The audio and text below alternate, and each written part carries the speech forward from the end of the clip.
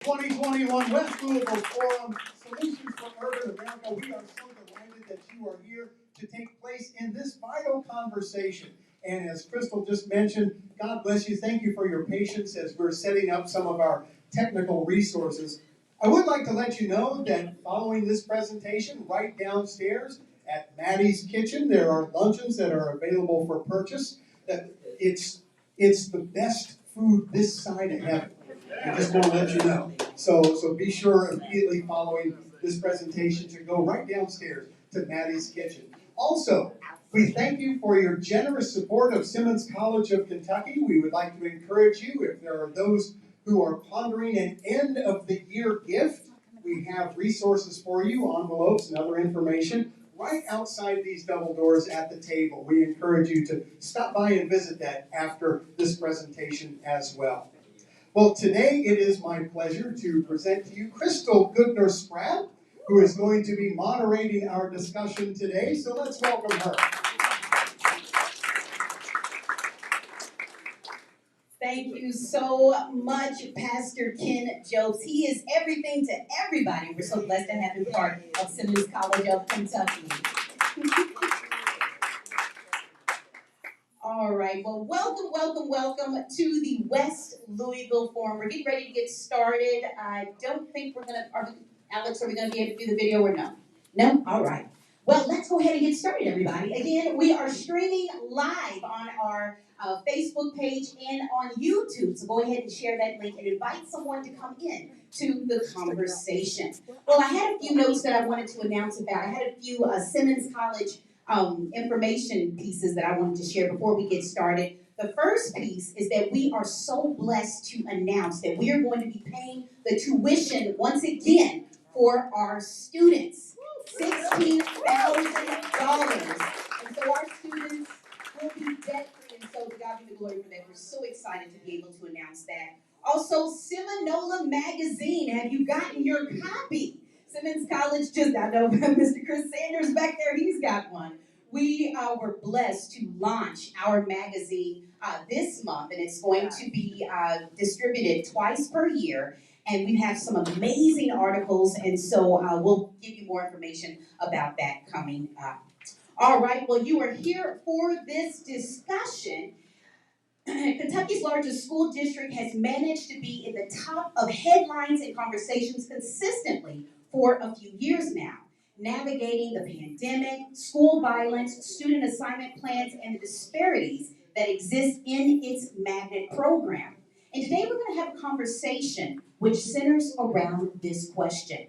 Do Black students matter at JCPS? If you all will join me in welcoming our very special guest today. He is the Superintendent for Jefferson County Public School System, Dr. Marty Polio.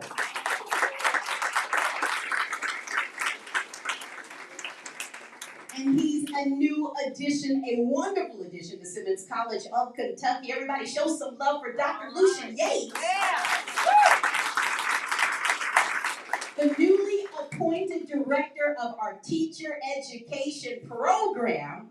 We're so excited to have Dr. Yates part of Simmons Nation. All right, let's get to it. Dr. Marty Polio. And so this conversation is being held off of the piece which the Courier Journal, her name is Mandy McLaren, and she's the education reporter for the Courier Journal. And she did two pieces. One piece was called Magnetic Pool, which investigates and looks at the disparities that lies in JCPS's magnet school program. Also, the piece of podcast called Bad School. And so this conversation is centering around that piece, and we invite you at the end to go ahead and provide whatever questions you have. We'll get to your questions at the end of this conversation. All right, Dr. Marty Polio, you're up first. Well, first off, we want to thank you so much for coming and participating in this conversation. We appreciate that. So the national reputation of being, JCPS has a national reputation of being a model school district and a thriving, integrating bus system. But what do you say about the national perception and those that are in the ground and part of the school system that would definitely say, no, this is all smoke and mirrors, that there isn't enough diversity in our school system? Well, I think we could focus the whole hour on that question alone right there. And the student assignment plan that really has not been changed since 1984. We have to know the last major change to our student assignment plan was 1984. Essentially, we have 4 different student assignment plans in JCPS. We have an elementary, a middle, a high, and a magnet assignment plan. So when people say the student assignment plan, there's actually 4 of them. It's a major problem that 3, elementary, middle, and high, were all developed or drawn exclusive of the others. So first of all, it is designed so that there are no feeder patterns for kids. But this system has been built on choice. Our system all the way back to 1984 was built upon student choice and family choice. Unfortunately, we have to say right now, and I've been honest about this, and they're difficult conversations, certain students in our community do not have choice. And unfortunately, those are predominantly black students in West Louisville that do not have choice like students in other parts of the community. So, first and foremost, it is access to magnets. We have to be willing to say that. But our magnets are doing exactly what they were designed to do. If you go back and look, and I have become, it's kind of nerdy, a JCPS history buff and student assignment, I went into our archives and looked at the articles, and our magnet programs were developed to draw white families from the suburbs into the urban core without making sure that there were seats for those within the community. Most magnet programs across America are designed to be the diverse schools they should be, to attract students from all types of homes across our city into engaging opportunities, not to develop exclusivity, which has happened here. And they were designed to do that in 1984. So first of all, we are not doing the job we need to do with our magnets, which we are putting very specific proposals out there to make sure that we begin to accomplish the task of having very diverse magnets that reflect our student population. And then secondly, and we have to admit this, it's a tough conversation to have. We have been celebrated for diversity in Jefferson County Public Schools. But the only students that bear the onus of that responsibility are students predominantly in West Louisville and predominantly black students. And so in 1976, when the judge said that the 2 systems had to combine, county and city, and busing had to occur for 8 years, students were bused all ways. West to east, east to west, south to west, and west to south. And so it was about 55% of the students at that time that were bused out of their community for diversity were black. About 45% were white. We have to own this now. It's 95% black at this time, black students who have the onus of responsibility. And the second, so if a student going into middle or high school has had any instance of not being successful, attendance, behavior, grades, they have no choice. They have no choice to stay close to home, and they have no choice to be in a magnet. Yet every other corner of the community has that choice. I believe it is impacting student outcomes in a negative way. I believe it is impacting student belonging, which is so important. I believe it is impacting student attendance in such a negative way. I was the principal at Doss High School, 90% free and reduced lunch nearly. Yet we were bringing students from West Louisville to Doss High School where there is no tarp. The student misses the bus, the chances of them getting to school are practically zero. And so we have to say, are we doing what's best for kids in this community? And specifically, is our student assignment plan truly supporting diversity and truly supporting our kids with the highest need? All right. Dr. Polio, one thing that I found interesting is that Mandy McLaren, the author of the piece, was actually surprised at how receptive and helpful you were with her reporting. You want to talk a little bit about what you felt about the pieces, good school, bad school, and the magnetic pool, and what is it that you're hoping will happen for the school system following this report? Sure. I think in something like student assignment and educational outcomes, and I try to be as candid and open and honest as we can. We have to say exactly where we're struggling. We have to be willing to look at the root causes of these, and we have to be willing to address them. And I'll be honest, it's much easier as a superintendent to not do that because it comes with a lot of controversy. Student assignment comes with a great deal of controversy. But, what we also have to know is we have to be open and honest. So I spent as much time as I possibly could with Ms. McLaren talking about the student assignment plan, talking about school choice, talking about the students who may not be getting the same access and opportunity as other students. And then I've said this, I don't know if passionate is the right word, but this bad school, good school narrative in our communities harm more kids and families and teachers than anything that's out there. And I will say this, that's all across America, but I believe it is worse than ever in Jefferson County. And our magnet system of exclusivity has amplified that good school, bad school narrative. And these are the schools I worked in JCPS. Shawnee, Wagner, J-Town, and Doss. All to some considered bad schools throughout my entire time. Yet I felt in almost every case, especially at Doss High School, which was the second most performing school in the state, I would have put that faculty and staff up against anybody, any school, manual, it did Gatton Academy, it didn't matter for what they did for students to meet their needs every single day. And so what we've decided as a community is a good school is a collection of high-achieving, high-income students. A bad school is a collection of high-poverty students with a lot of need. And that should not be the way that we look at schools.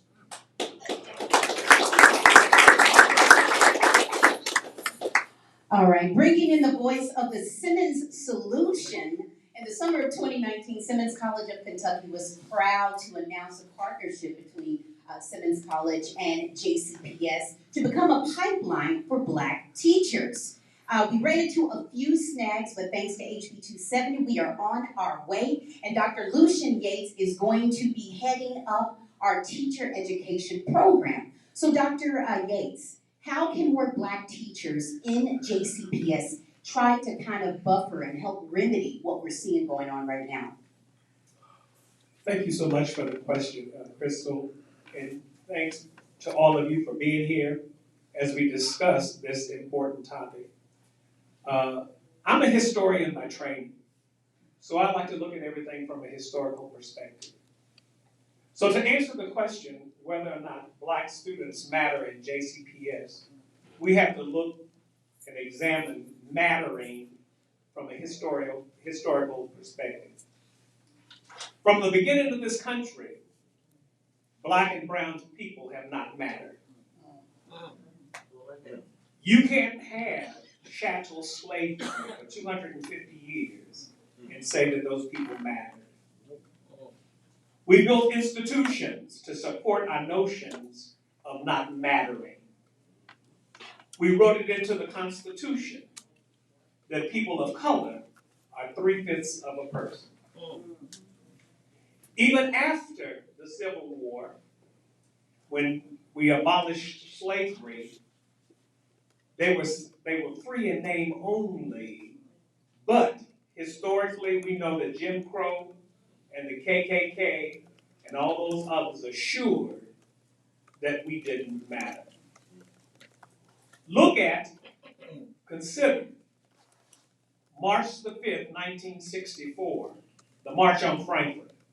I was a 6th grade student and I had the opportunity to march with King for open housing legislation in the state of Kentucky. Shortly after that, redlining and all those other things took place where you box people in to ghettos. Let's look at the way we treat Hispanics in this country. The assault and the anti-immigration craze, yanking babies out of the arms of mothers and separating families. You can't tell me that brown people matter in this country. Look how we did the Native American. We relegated them to reservations with few resources and opportunities. We even wiped out entire tribes by infesting blankets with smallpox. If you don't believe me, check out D. Brown's book, Bury My Heart at Wounded Knee. Do we need to talk about how we interned 120,000 Japanese during World War II? Because we suspected that they might not be loyal Americans. What about the Muslim ban? This Islamophobia that we're facing. The fact is, not only black and brown lives don't matter, nothing else matters as long as it upends the status quo. All right. I'm going to say that again. Nothing matters. Black lives, anything else. And we do carve-outs for legislation and so forth so that we can stay in power. I think I just need to say this. Deming said a long time ago that systems are designed to produce exactly what they produce. I'm going to say it again because I don't think y'all heard it. Right. Systems are designed to produce exactly what they produce. If you go down to GE, there's a lot of inputs along the line, inputs, they build and so forth, and at the end of the line, you have a washing machine. That's the system. You don't have a dishwasher or a toaster oven, but you have a refrigerator. If I plant an apple seed with nurturing and support and so forth and watering, that apple seed produces what?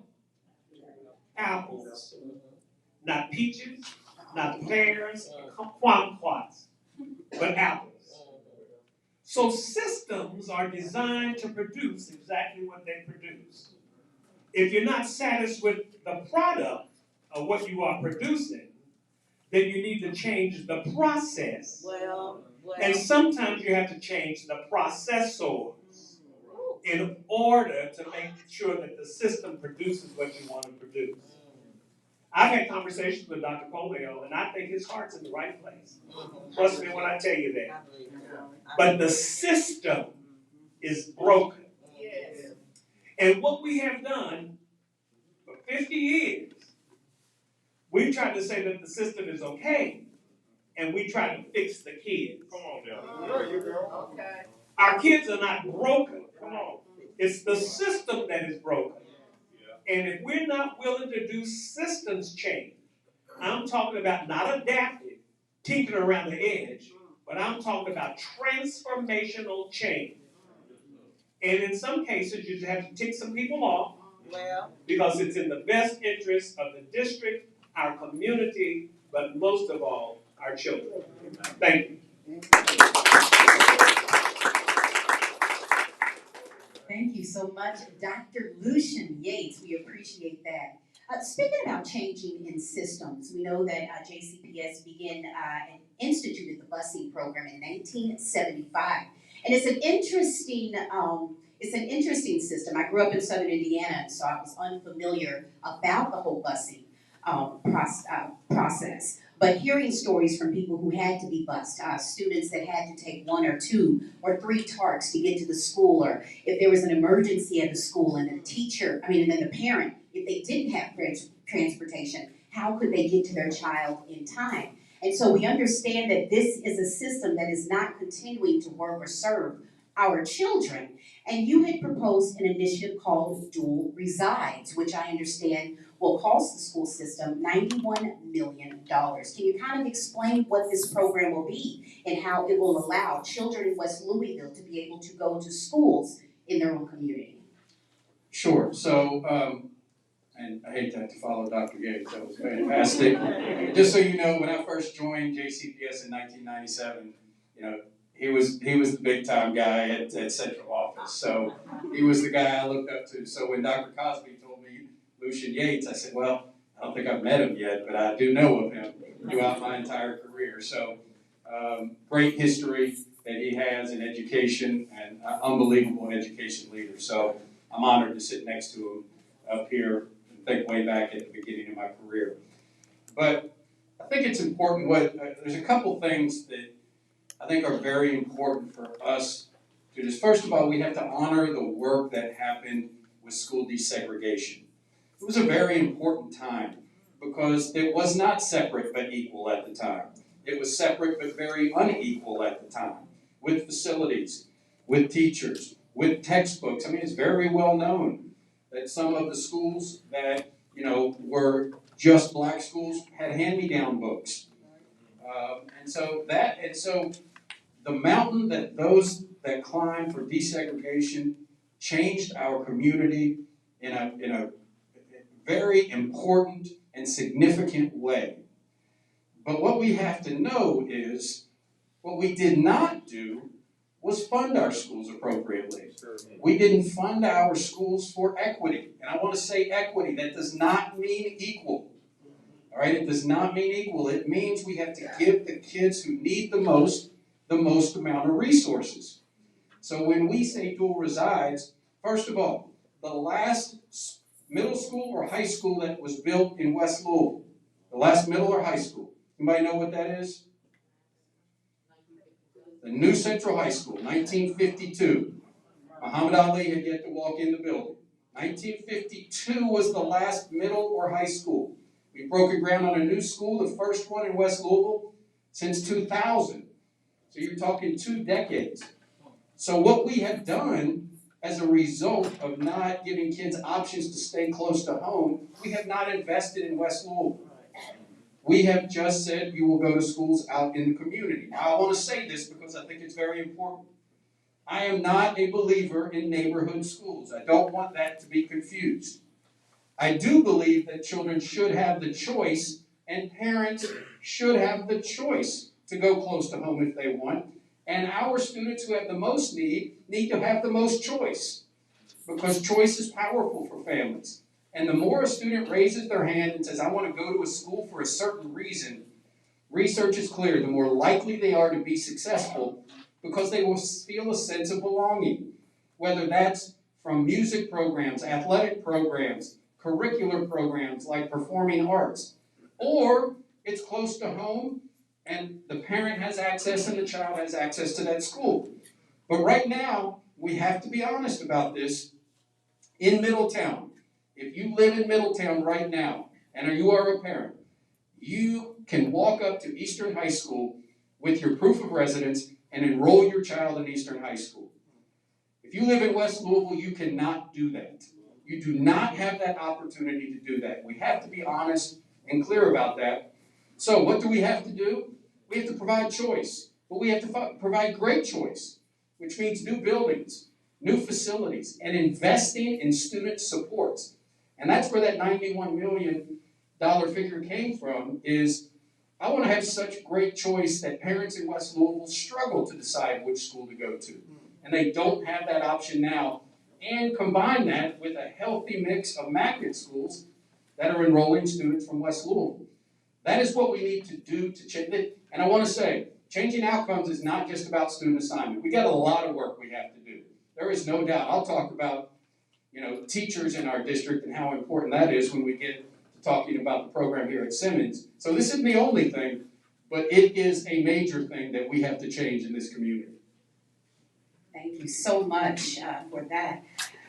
Dr. Yates, with Simmons going back to its roots of producing Black teachers, what tool would this program provide so they can speak to the outside issues that may be inhibiting learning, like poverty, hunger, and exposure to violence? And also, what tools will you provide to ensure that they can identify students who have slipped through the cracks? And some of the statistics show that 36% of zone students who were who attended schools that were one-star schools in Louisville's West End, where only 36% of them were proficient in reading. Talk about what plans Simmons has with its teaching program. Let me start by saying that we know to correct problems that we have in JCPS and other school districts across the country, you have to have Black institutions involved. You must have them. We know that HBCUs make up 3% of all colleges in the United States. Yet, those 3% graduate 25% of all black students who graduate. That 3% graduates 60% of all engineers. 50% of all black teachers come from HBCUs at 3%. So you have to, if you want black teachers, you have to invest in HBCUs because they are the ones that are producing them. All right. The research is clear. Thomas D., a researcher from Stanford, said that black students, both genders, scored 3 to 5 percentile points higher on standardized tests when they had a black teacher. We also know that they're 13%, if they have a black teacher by 3rd grade, they're 13% more likely to enroll in college. And that study was done, it's a long-term effect study done by Nicholas Papageorge at Johns Hopkins University. A similar study was done in North Carolina with the same results, that these students are about 32% more likely to enroll in college. Adam Wright from Washington University found behavioral problems go down when they had black teachers. Seth Gergensen of American University said that white teachers are 40% more likely to predict that black students would not complete high school, and 30% more likely to believe that they wouldn't graduate from a 4-year college. So we must invest in order to get black teachers. And I tell you, structures have been put in place to keep black teachers from becoming teachers. It's called the praxis exam. Just so that you'll know, you have to pass the core battery before you can even be admitted into teacher education programs. I went online to look at the math portion of the core battery. I have a PhD from one of the major institutions in this country, and I couldn't do the math. Let me just tell you that the praxis was designed by ETS. ETS was started in 1943 by some research from a eugenicist who wanted to prove that minorities were feeble-minded. They used to invite them to ETS to tell them how to teach kids, black kids, how to pass the test. Because I had 100% when I was at Kentucky State. So they used to invite me, and I said, before I say anything, let me just ask the question. May I see the research that says the higher you score on praxis, the better you're going to be at making K-12 learners learn? They said it doesn't exist. I said, why in the hell are we perpetrating a fraud on the American people? Because they believe that praxis separates the good teachers from the bad teachers. That's not true at all. So what we need to do is to abolish the praxis if we want to have black teachers. I'm just going to be real honest with you. So I said, let me see if anybody done this. Well, Newsom, the governor of California during the pandemic, he suspended all standardized tests. So the core battery test that you have to take in order to get into college was suspended so those kids could get into teacher education programs. 10,000 new teachers in the state of California. Those that were trying to pass the praxis and couldn't pass the praxis, when he abolished it and let them get teacher licensure, 8,000 new teachers. So it lets you know that the praxis is an inhibitor of having black teachers. If we're really serious and we want black students to feel like they belong in Jefferson County Public Schools, You've got to have black teachers. There's a theory called nigrescence, and it's a self-concept theory on how black students develop. And they have to see somebody that looks like them before they develop their self-concept. When I was at Kentucky State, and I told my students that I had been a superintendent, they said, "What? We've never met a black superintendent before. Now I think I can be a black superintendent." That's right. And I didn't understand the power of that. Now, well-meaning white folk can do some similar things, but you've got to have people that look like those kids. And to bust them all the way across town, you know, they get there, they're angry, they're hungry because sometimes they miss breakfast, and then you wonder why they can't learn. It's our system, ladies and gentlemen, that is broken. And if we want to make sure that black kids matter, we got to fix our broken system.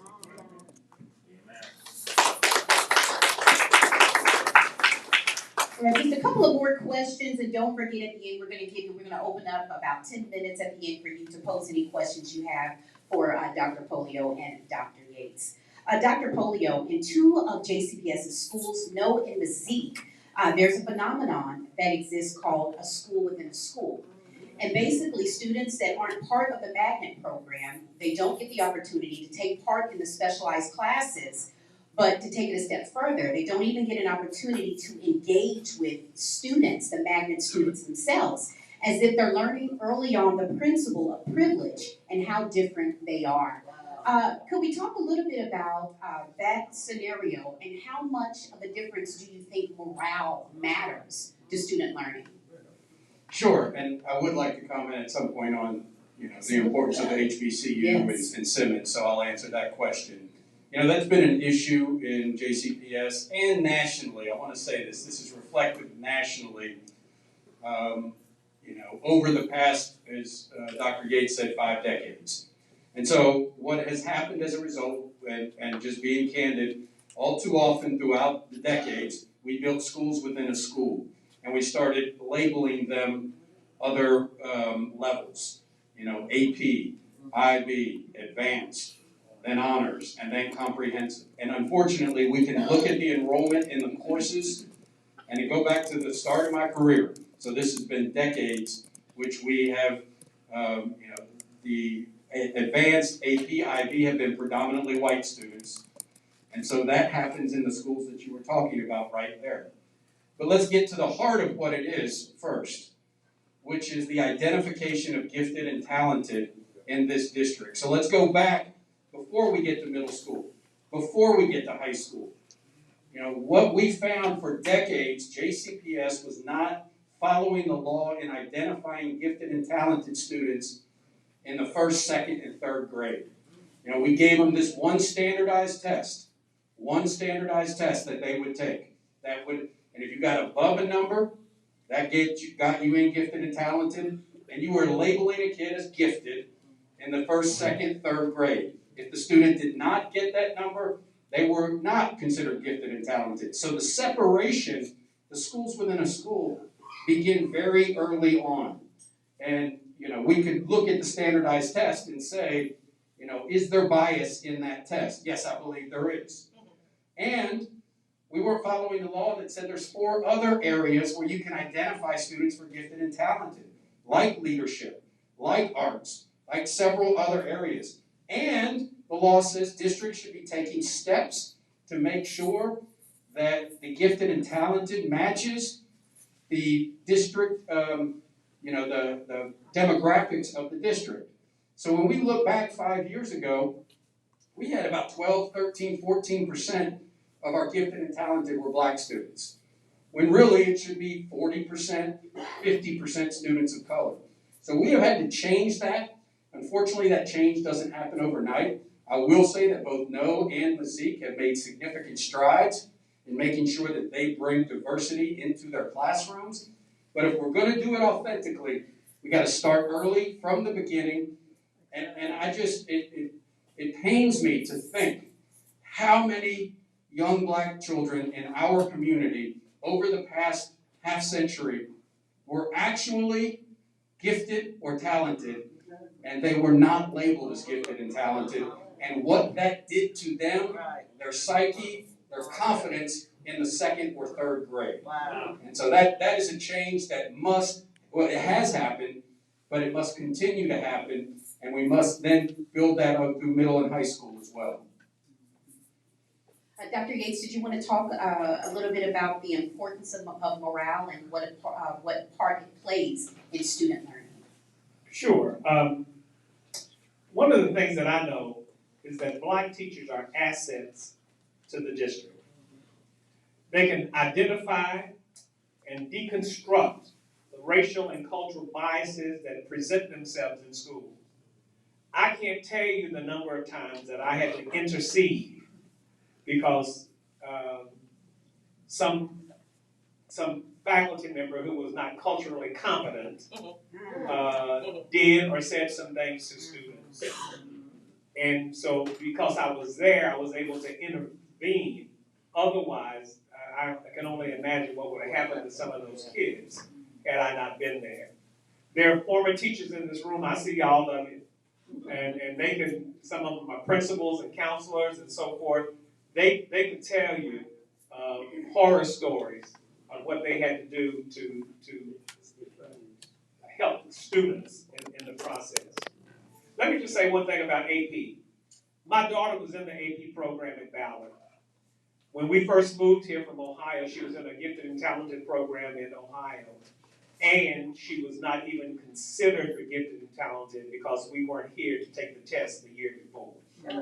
I told the principal, I said, if I knew I was going to be here, she would have taken the test. But we're not. And I know what we do at the school where I was the assistant principal. If corporate execs came in, their kids, they said they were talented and gifted, we put them in the program. But they wouldn't do it for my daughter. So she started becoming a problem, a behavioral problem, because she was bored out of her mind. I think some of the discipline problems we're seeing might be because kids are bored out of their mind. Okay? Joe Renzulli from the University of Connecticut that deals a lot with gifted and talented students, he said, gifted and talented students have to become the producers of information and not just the consumers. I say that for all kids. Kids have to learn how to use information in a way that makes sense to them. That's what learning is all about. And I think in many of our, we have become so fixated on exams and tests and so forth that we lose sight that we're not teaching math, reading, and social studies, but we're really teaching children. Thank you so much. Dr. Polio, you said you wanted to talk about HBCUs, and I smile when I think about it, when I think about two schools in the district that are literally patterned after HBCUs, and I'm talking about Du Bois and Grace. And from what I'm understanding is that you took HBCU 101 from our president, Dr. Kevin Cosby. So just talk about the success of these schools and how now you are a firm believer, how HBCUs are important and how they play a vital part in the community and student learning.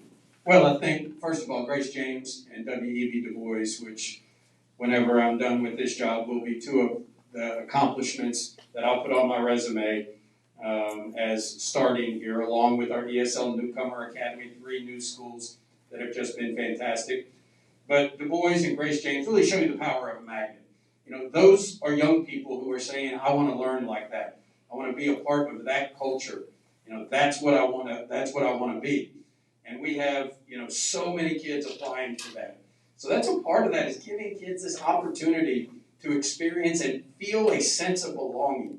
You can walk into either school and you feel a different sense of belonging than anywhere else. So I think that's so important.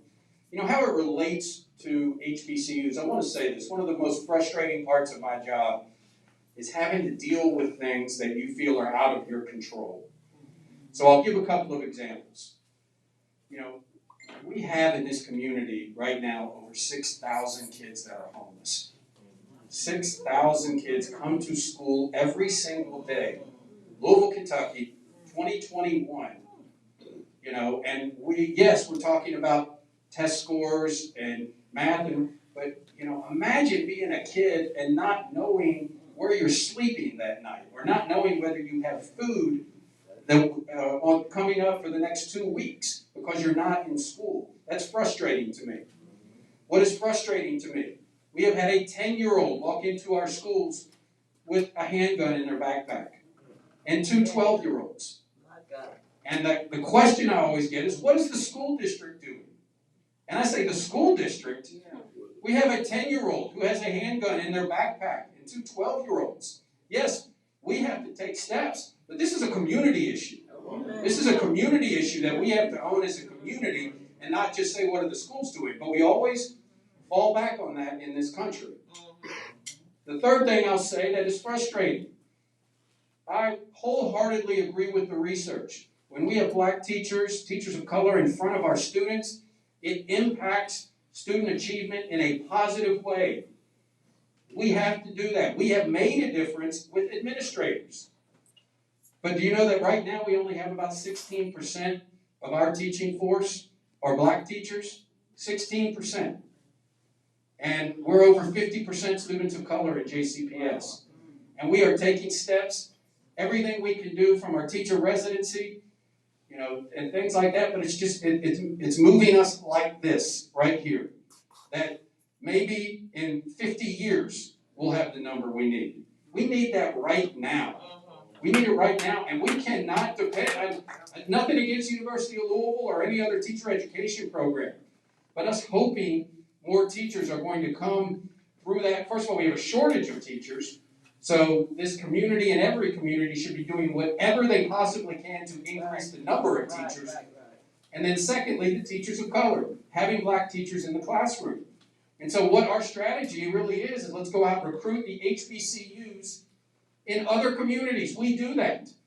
We have recruiters go into other HBCUs because we know that's where the majority of the teachers come from, the teachers of color. And when we look at a community, Nashville, how many HBCUs does Nashville have? 4 HBCUs. So Metro Nashville Public Schools has the opportunity to stay locally, partner with them, and go to 4 HBCUs to get teachers. You know, we here in Louisville, and from the time I took over as superintendent, Dr. Cosby has been fighting and battling to have this school of education up and running. And we are ready to partner with them in every way possible. But I can say this, if we want to accomplish the goals, reducing and eliminating the achievement gap, if we want to make sure all of our kids are successful, if we want a successful community, this community needs to invest in Simmons College of Kentucky, HBCUs. We need a school of education that is bringing out 50 to 100 teachers, predominantly black teachers, every single year. That's how we accomplish our goal, and this community needs to support Simmons College of Kentucky. I think an amen goes right there. This has been such a wonderful conversation, and we want to allow some of you to take part in it. We've got a couple of minutes for questions. We're going to open the floor. Does anyone have any questions? And then I'll allow both of the panelists to have final thoughts. Okay. My name is William Stalker. I'm a member of First Virginia New Missionary Baptist Church, social minister there. My problem is, how are y'all doing with parents teaching their children and coming to school to learn education? As far as the parents? Yeah, home training first and then learning education. Well, you know, in my entire career, you know, that's a challenge. You know, that is a challenge, parental involvement of all of our kids, but we also understand the challenges that come with poverty in our communities as well. So, you know, we work hard for outreach. We can do better to bring parents into our schools and be a part of our school community. But, you know, it is definitely an improvement area that we continue to work on with that. Now, I will say, I believe this. When students and families have choice of where they go to school, our parental involvement will increase as well. And so I did, as principal of DOS, you know, it was many times a struggle to get parents involved, and that's not on the parent many times. They were having to come to Dawes High School, which was 12 miles away, and we were, you know, no TARP bus in front of the school. So there was no public transportation to get there. So, you know, a parent would say, I would love to come, but it's very difficult. Now we have better ways to engage with parents virtually. That's one of the positive impacts of this terrible COVID pandemic, but it is something that we can do and better those avenues to do it. But we also have to look at our parents here in West Louisville that some are going to, their child is assigned to Stewart Middle School in Valley Station and then Ballard High School out in the far east end. And they may have a student in each school. And we would have to ask, how would they be involved with that? How you doing? My name is Terrence Elliott. I'm trying to figure out why vocational programs in school have been taken away. Because sometimes when a student graduates, what comes down to be they have maybe not college, but they have a trade. And then they can one day maybe wake up and be competitive, you know, with the infrastructure coming in.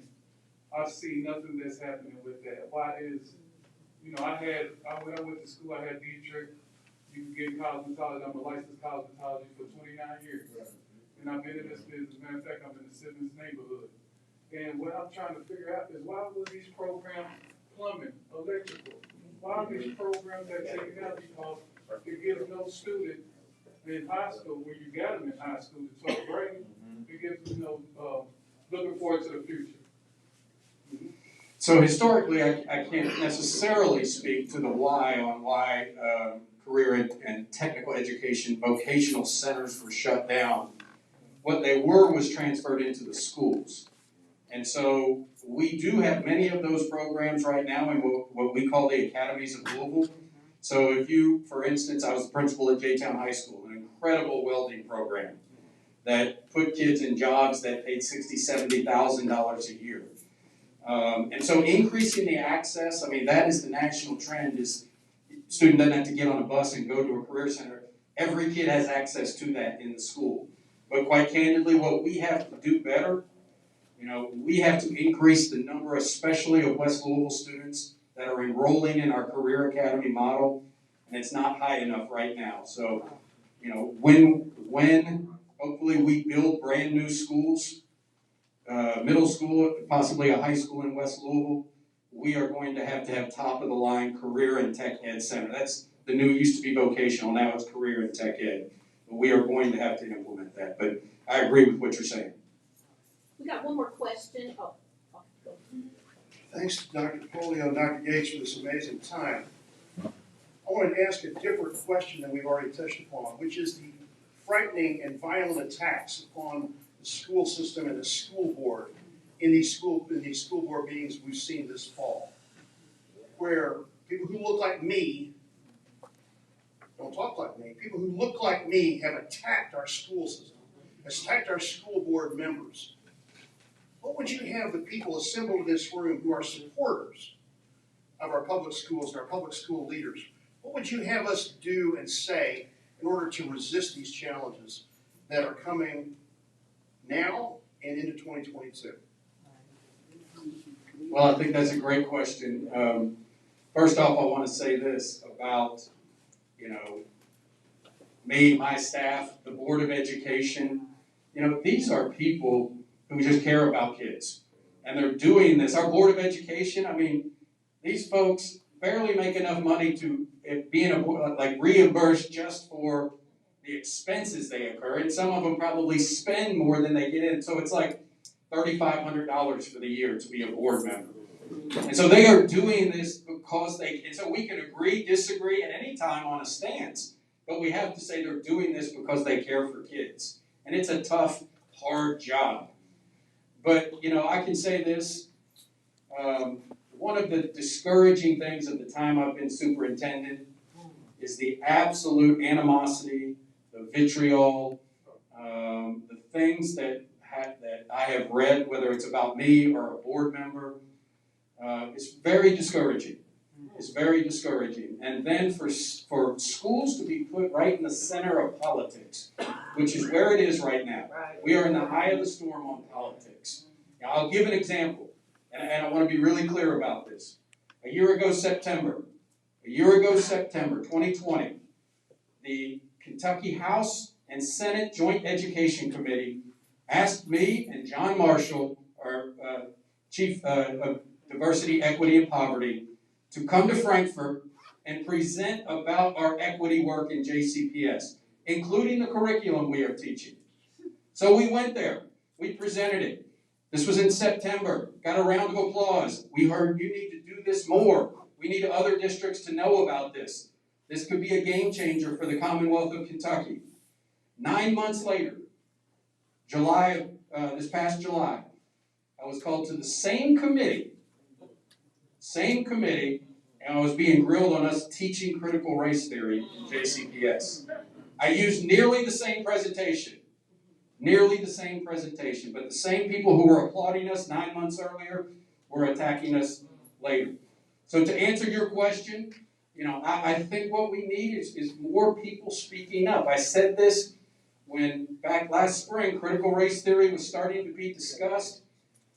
We need people in Louisville to stand up and say, we need to make sure we teach equity. The curriculum needs to reflect all of our students' true, accurate, historical perspective of what's actually happened.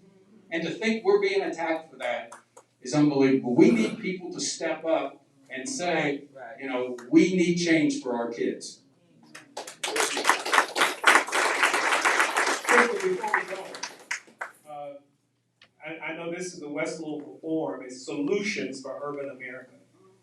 So I would like to posit some solutions that the superintendent might want to take back and ponder with his staff. First of all, we have to think differently. Einstein said, doing the same thing and expecting different results is the definition of insanity. So when we look at the student assignment plan, we have to look at it differently than how it was designed. So we have to think differently. We've got to act differently. Whiteness cannot be the norm and the default in solving problems for Black America. You have to have us at the table in order to make those things happen. For instance, the technology that we used to repair a car in 1954 won't work today. They didn't have fuel injector engines. They didn't have hybrid vehicles. They didn't have electric cars then. So we had to change in order to make those things happen. Yes, sir. I would suggest and posit that we need to partner with Kentucky's HBCUs. You can go outside here, but they won't know Kentucky. It's really a different place. I've been in 5 states, and this is a different place, and you have to make sure that we honor those people at those 2 HBCUs. We need to use them to help us recruit, hire, and support teachers that mirror the shift in demographics in JCPS. We have to develop professional development, and we have to hold teachers accountable that they do implement those strategies in their classroom. We have to grow our own candidates. I heard you say that we go out and recruit. Black teachers are not out there. You can go to all the HBCs you want to go to. You've got to recruit and grow your own within the district by partnering with places like Simmons. The state has given us some tools that we can use, albeit sometimes with a lot of strings attached. You have option 2, which is a district-based alternative certification program. You have option 6, which is certification program, maybe with a degree. You have option 7, what we're working on, and we can use all of those to help grow our pool of teachers.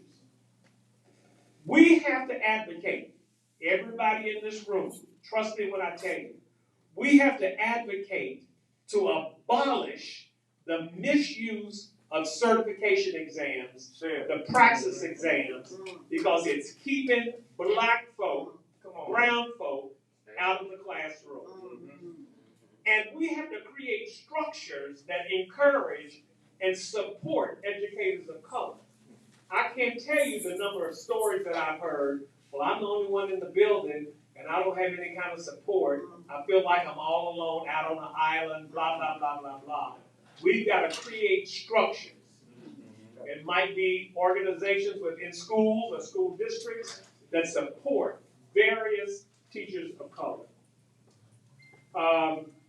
We have to make sure that the new student assignment plan is not the same old repressive plan that blacks have dealt with for generations, wrapped in a different garb. No racist wolves in sheep's clothing. We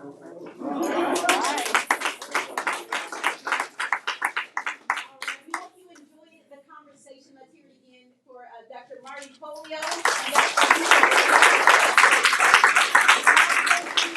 and our president, Dr. Kevin Cosby. Today's his anniversary.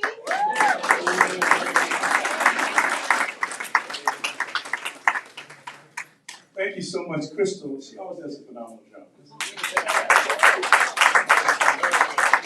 Dr. Polio, thank you so much for partnering with us, for befriending us, and always being accessible whenever we call on you. You know, you are always reachable, and I really appreciate you, my friend. Let's give it up for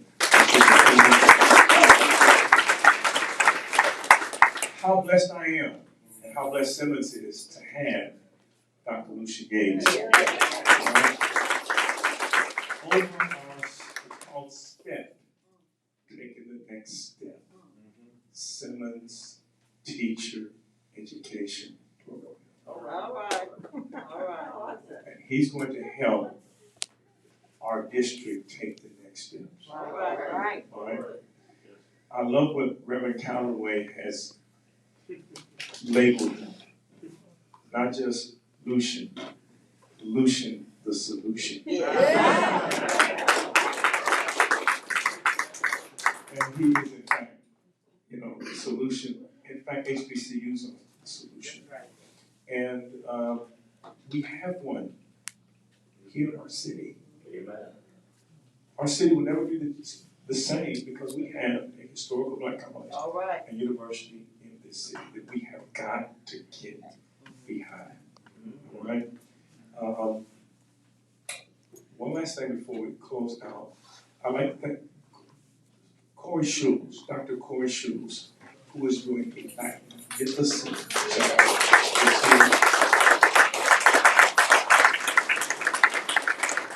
And brilliant persons I know. So thank you so much, Dr. Schultz. And also, I'd like some of our new staff who is here at Simmons, Dr. Walter Malone. Would you stand? Blackburn, who is over recruitment, and Dr. Malone, who is over VP of Student Affairs.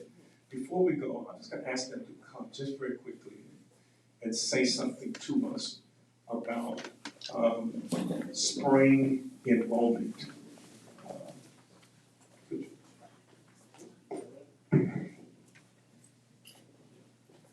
Thank you. Hello, everyone. Thank you for having me today. It was great words, great advice. Right now, for anybody interested, we have our table outside. Martell and I are here to take questions. But for those of you that are looking at education, or if you know anyone that's seeking enrollment for the spring, our application link is live online to enroll right now. If you go on the main pages there, under Apply Now, under our admission tab, you can find the application as well. Like I said, just come and talk to me and Martell, we'll give you the information. Have a detailed conversation for those that you know that are interested. But go on and apply, and we're it. If you're looking for your sign, Simmons is it. We have you, we'll get you in. And the spring semester starts January 19th, and we'll get you up and running. Let me ask you, how many of you know some young person who needs MEN? Mentors, exposure, networks. Right. Right. That's it. What the kids get at Simmons is mentors, exposure to a world beyond social isolation, networks. So many of our kids, for example, when they come to Simmons, they're interning in corporations and companies throughout the city. And the good news is, this semester, I can't say what's going to happen in the fall, but this semester, the tuition is covered. Amen. Okay. So what I'm asking you to do, if you know you have a niece, a child, a grandchild, someone you know, get them enrolled today. Give us their information. We will get them. They will want to be at Simmons because it's culturally relevant. All right. Dr. Malone. Good afternoon, everyone. This has been an amazing afternoon and just a delight to share in. John has shared the main key points, but you've heard the key phrase, if you're looking for a sign, this is it. Literally, Simmons is it. When we're talking about affordability, dependability, when we're talking about obtainability, and the achievable dream, we've got everything that students need at Simmons. And again, that HBCU culture and experience, that familiar experience, that wraparound service of support to ensure student success and to help them along their journey every step of the way to see their success.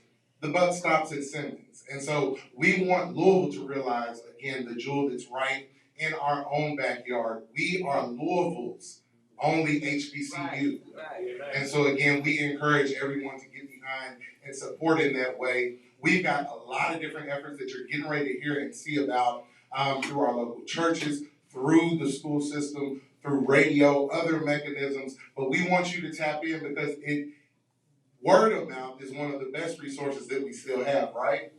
We need you to help us get the message out. If you're looking for a sign, Simmons is it. And we want you to support us as we continue to support the students that we serve, as we continue to create this pipeline, not only into the school system, but we've got a number of different degrees. We want you to tap into Simmons and really see all that we have to offer. And again, we're excited about what the future entails and holds for the students at Simmons College